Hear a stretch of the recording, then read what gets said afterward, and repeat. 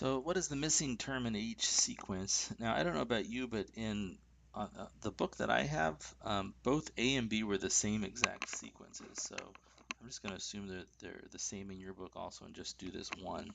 So they do give me a hint. It says th these are arithmetic sequences. What's different, and we're not used to seeing this, is that my values here, this increased by 4, this increased by 5, this increased by 13. So I'm used to seeing the left-hand side, the sequence number, just increase by 1 each time, and they're not. They're jumping all over. They give me the first, the fifth, the 10th, and then they want to know the 23rd term. And that's going to be okay because what we can do is we can figure out what it's growing by each time n increases by 1.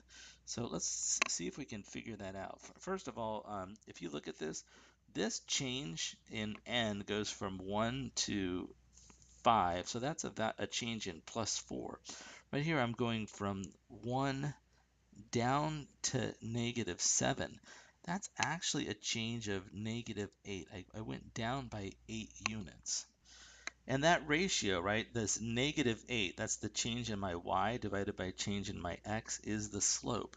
And just so you can see that it's always the same here. If I look at it from negative 7 to negative 17, that is a change of negative 10 units.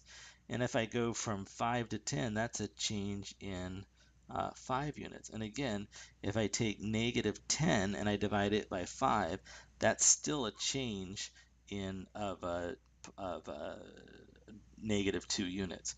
So if you look at this, right, remember the slope is you're changing your y or changing your outputs divided by change in your inputs.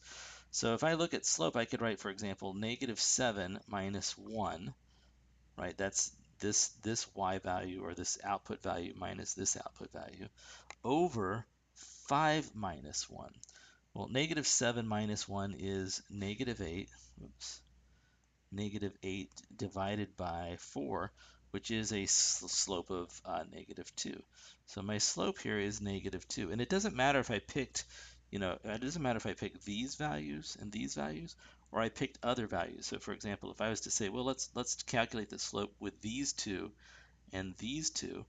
If I do the ones in red, notice I've got a negative 17 minus 7. Oh, I'm sorry, negative 17 minus a negative 7. Let me get that right. 17 minus negative 7 is negative 10. And for the change in my x's, I've got 10 minus 5, which is 5. So I'm still getting here a slope of negative 2. So without doubt, I know every single time x increases by 1, or in this case, n increases by 1, my out my output goes down 2 units. Now, if it's an arithmetic sequence and I want to write the explicit formula for it, I need to know the zeroth term. I can see my first term, right? My first term is 1, right? When n is 1, t of n is 1. So if I want to go backwards and get my zeroth term, I would just have to do the opposite. So instead of subtracting 2, I would add 2. So I think my zeroth term, or zero term, should be this 1, which is my first term, plus 2 values, which would be 3. So now that I know what my zero term is and I know what the slope is, right, I can write the sequence in explicit form. So t of n would equal negative 2 times n, and then plus a value of 3. Just to check this, if I was to plug in that n is the number 2, let me circle this in, or 10 rather. If I plugged in that n is 10, right, it needs to give me negative 17. And yeah, if I put in a 10 there, that's negative 20, and negative 20 plus 3 is negative 17. Now, the final question is, well, what's the 23rd term? That's my missing term.